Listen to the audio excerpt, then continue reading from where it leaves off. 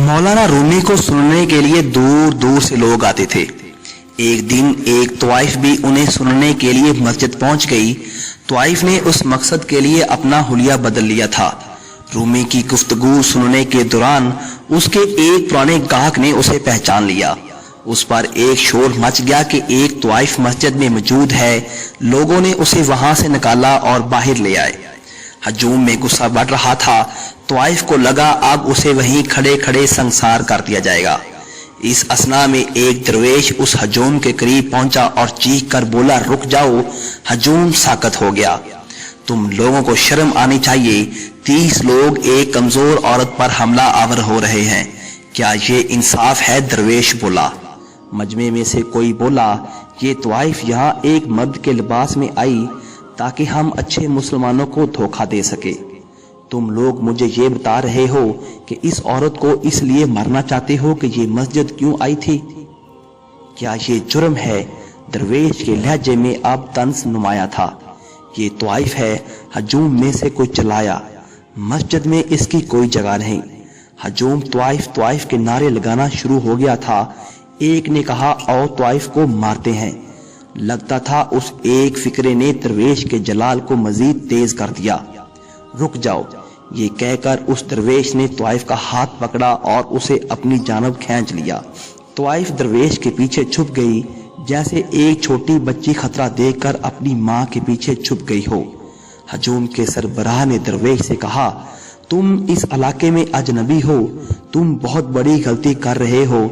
तुम्हें हमारा पता नहीं है, तुम इससे दूर रहो। क्या तुम्हारे पास एक त्वाइफ का दफा करने से बेहतर कोई और काम नहीं है?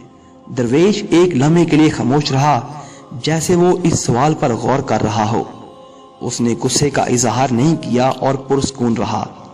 फिर कहा, पहले तुम लोग ये बताओ कि तुम लोग मस्जिद में इबादत के लिए जाते हो या अपने इर्द गिर्द के लोगों को देखने? क्या मस्जिद में खुदा से ज्यादा वो लोग अहम हैं जिन्हें तुम तकते रहते हो?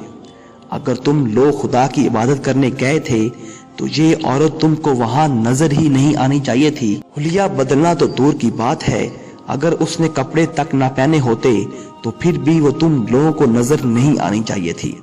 जाओ, लौट जाओ और रूमी का आवाज सुनो। इस कमजोर औरत को मारने से वो काम ज्यादा बेहतर है। धीरे धीरे हजूम जट गया। त्वाइफ के होश ठिकाने आए तो वो बोली, ए दरवेश, मैं आपका कैसे शुक्रिया अदा करूं? दरवेश बोला, तुम्हें मेरा कोई शुक्रिया अदा करने की जरूरत नहीं। हम खुदा के अलावा किसी के शुक्रगुजार नहीं हैं। त्वाइफ ने नाम पूछा तो वो दरवेश शम्स तबरेज निकला। दरवेश बोला, कुछ लोग अच्छी जिंदगी शुरू करते हैं लेकिन कुछ अपना रंग खो बैठते हैं। तुम भी उन्हीं लोगों में से लगती हो जो अपना रंग खो बैठे हैं। क्या तुम दोबारा अपनी असली जात के साथ जुड़ना नहीं चाहोगी? तुम्हारा रंग इसलिए बिगड़ गया है क्योंकि तुम इन तमाम बरसों में तुमने अपने आप को ये यकीन दिलाया है कि तुम अंदर और बाहर से आलूदा हो चुकी हो। त्वाइफ बोली, मैं वाकया अच्छी नहीं हूँ, मुझे इल्म नहीं, मैं कैसे कुछ कमा कर अपनी जिंदगी गुजारूं? दरवेश बोला, मैं तुम्हें एक कहानी सुनाता हूँ। एक दिन एक त्वाइफ ने गली में एक कुत्ते को प्यासा देखा। कुत्ता सूरज की धूप में बेबस लेटा था और सख्त प्यास लगी हुई थी। उस त्वाइफ ने अपना जूता उतारा और उसमें एक करीबी कुएं से पानी भर के लाई, कुत्ते को पिलाया और चली गई। अगले दिन त्वाइफ की एक सूफी से मुलाकात होगी। जो ही उस सूफी ने उसे देखा तो उसने आगे बढ़कर उस त्वाइफ के हाथ चूमे। त्वाइफ को एक धचका लगा। सूफी बोला, तुमने जो हमदर्दी कुत्ते के साथ दिखाई थी वो खुदा को इतनी पसंद आई कि तुम्हारे सारे गुनाह बख्श दिए गए हैं। ये वाकया सुनकर त्वाइफ बोली, अगर मैं पूरे शहर के प्यासे कुत्तों को पानी पिलाऊं तो भी मेरे गुनाह माफ नहीं होंगे। शम्स बोला, तुम ये कैसे कह सकती हो? ये तो सिर्फ खुदा को पता है कौन नेक और कौन गुनहगार है। और तुम कैसे कह सकती हो जिन्होंने तुम्हें आज मस्जिद से धक्के देकर निकाला है वो खुदा के बहुत करीबी हैं और तुम खुदा से दूर हो। त्वाइफ बोली, इन मर्दों को ये बात कौन बताएगा? दरवेश बोला, बात तुम उन्हें बताओगी। وہ بولی آپ کا خیال ہے وہ میری بات سنیں گے؟ وہ لوگ تو مجھ سے نفرت کرتے ہیں۔ درویش بولا اگر تم چاہتی ہو کہ دوسرے تمہارے ساتھ مختلف انداز میں سلوک کریں تو پھر سب سے پہلے تمہیں اپنے سلوک کو تبدیل کرنا پڑے گا۔ اس کے علاوہ کوئی طریقہ نہیں کہ تم اپنے آپ سے محبت کر سکو۔ کچھ عرصے بعد وہ بھاگ کر رومی کے گھر چلی گئی جہاں شمس تبریز ٹھہرے ہوئے تھے۔ رومی کا خاندان پریشان ہو گیا۔ سب کو رومی کی ساکھ کی فکر ہو گئی کہ لوگ کیا کہیں گے کہ ایک طائف ان سے ملنے آئی ہے۔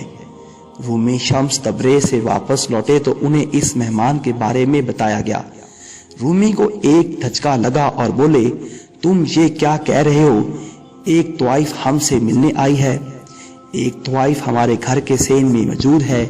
کوئی بولا جی وہ کہتی ہے اس نے گناہ کی زندگی ترک کر دی ہے، وہ طائف خانے سے بھاگ آئی ہے تاکہ خدا کو تلاش کر سکے۔ شمس تبریز بولے یہ یقیناً وہی طائف ہوگی۔ اس کی آواز میں خوشی واضح تھی۔ گھر کے کسی فرد نے کہا لوگ کیا کہیں گے کہ ہمارے گھر کی چھت کے نیچے ایک طائف آئی ہوئی ہے؟ شمس نے آسمان کی طرف انگلی اٹھا کر کہا کیا ہم سب ایک چھت کے نیچے نہیں رہ رہے؟ بادشاہ، ملکہ، کنواری ہو یا طائف، سب ایک آسمان کے نیچے ہی تو رہتے ہیں۔ ایک بار حضرت شاہ عبدالعزیز رحمۃ اللہ علیہ سے کسی نے پوچھا کیا کسی طائف کا جنازہ پڑھایا جا سکتا ہے؟ تو حضرت کا جواب نہایت فکر انگیز تھا۔ فرمایا اگر طائف کے پہلو میں پڑے رہنے والے کا پڑھایا جا سکتا ہے تو طائف بیچارے کا کیا قصور ہے اس کا جنازہ نہ پڑھا جا سکے۔